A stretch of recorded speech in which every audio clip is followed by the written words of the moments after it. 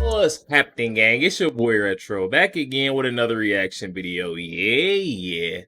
I don't know what's going on or what's gotten into those view hosts down over at ABC Network, guys, but I know the media network has to be upset, guys.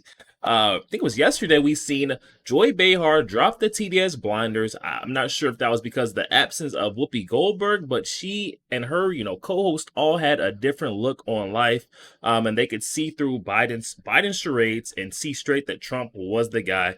Now we've got Whoopi Goldberg with some interesting comments, interesting take on Joe Biden, guys. I'm very excited to get into.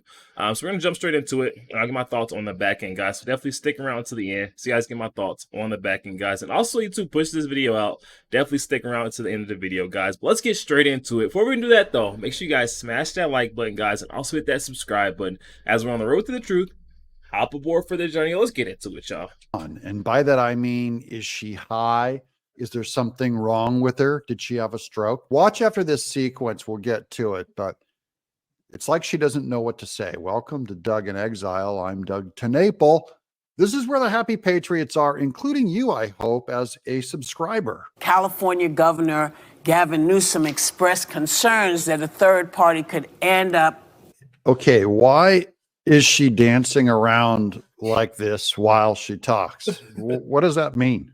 Go back and look at it. Playing spoiler for Democrats and for President Joe Biden come November. Take a look.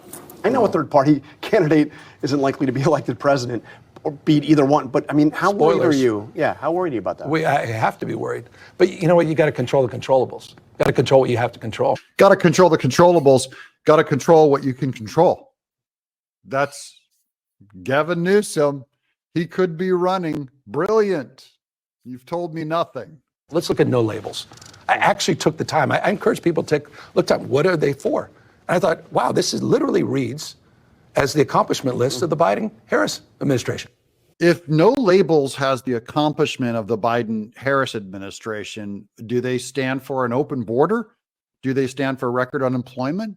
Do they stand for high inflation, high gas prices, doubling your food costs, opening up 3 wars on their term? So, are you concerned with the governor's concerns? And this one, she looks like she's reading a cue card and can't read it, or forgot her lines, or forgot what she was talking about. We're going to watch this again. But these pauses are strange for a professional like Whoopi. So, are you concerned with the governor's concerns? I'm concerned you had a seizure. About a third party? Yes. Sorry, a third party? I am very concerned. I mean, I talk to Joy about it all the time. This is her big thing. She always talks about Ralph Nader and how he was a spoiler. But I just learned today that when Jill Stein ran and it was Trump versus Hillary, there were 3 states, Michigan, Pennsylvania, and Wisconsin, where Stein's vote total exceeded Trump's margin of victory. It is true that third-party spoilers, when you have a divided 2-party system that are running like 50%, 50%, half and half, it's easy for a third-party spoiler to make sure that first place doesn't get first place. So had she perhaps not been part of it, Hillary Clinton would have been president. Yeah, and I'm we're old enough to remember when Ross Perot was a spoiler for George Herbert Walker Bush.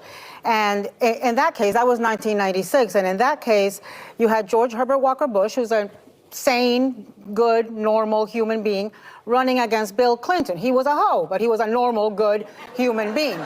So just to clarify, this is a host on The View, Anna Navarro, saying Bill Clinton was a good, normal human being, though he has a bunch of accusers that accuse him of things much worse than Trump, much worse than E. Jean Carroll accused Trump. In this case, you have got Joe Biden, a sane, decent, normal human being, running against a man who is an existential threat to democracy and to the foreign world, to the international world, to the universe.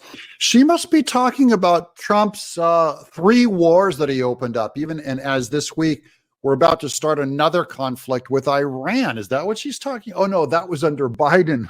Oh, the sane guy.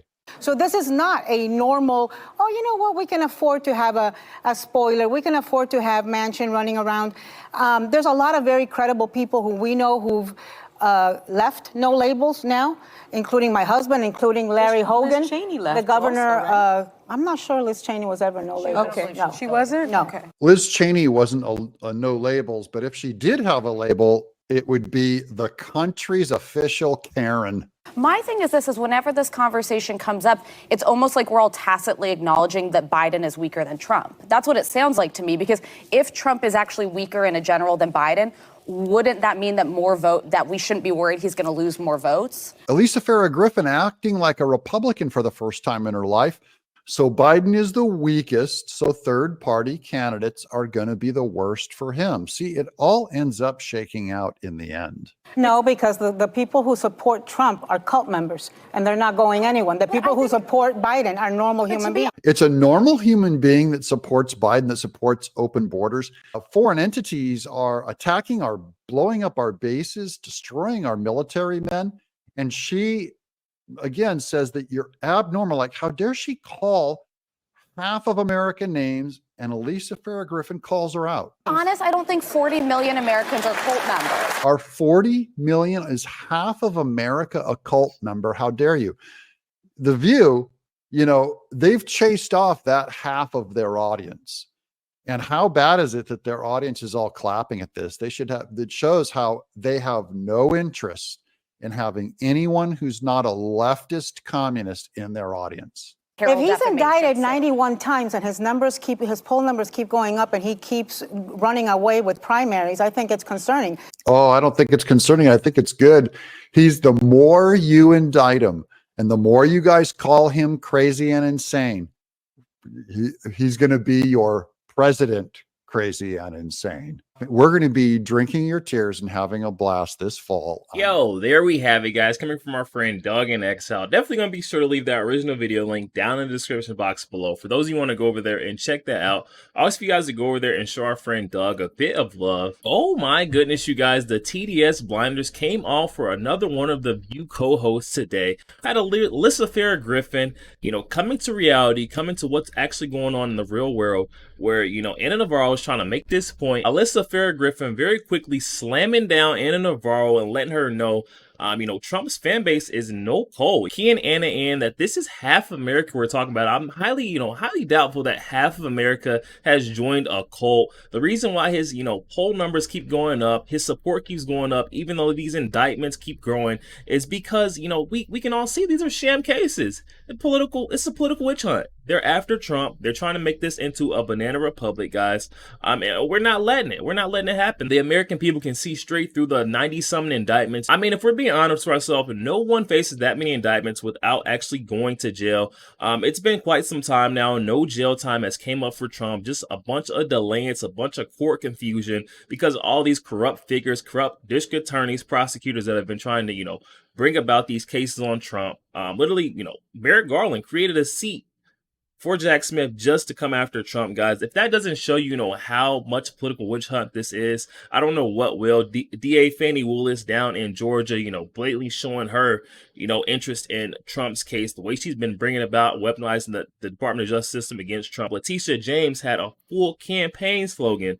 We're going to take Trump down. That is how she got elected into her seat as Attorney General in New York. And then she brought about that civil fraud case on Trump. I mean, let's be honest with ourselves. These cases aren't, they're not adding up. They're not adding up enough for, people to, jump off the bandwagon that is Trump.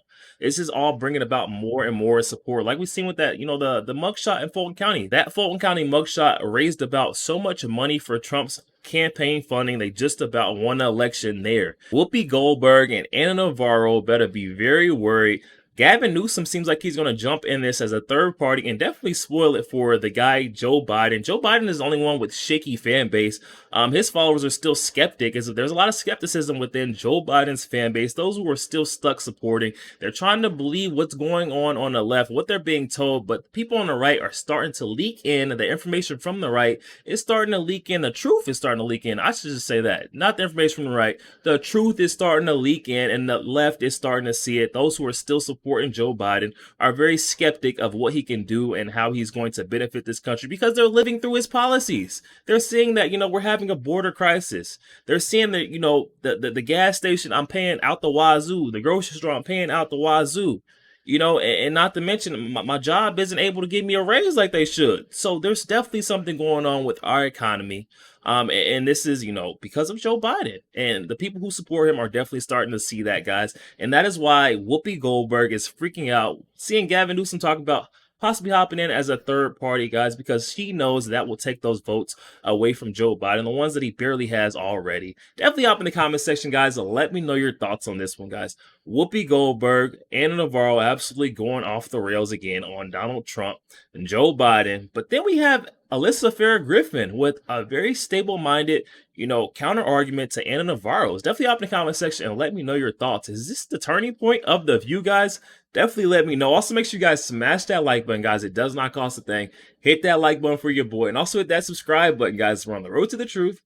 Hop aboard for the journey. I'll catch you guys on the next one.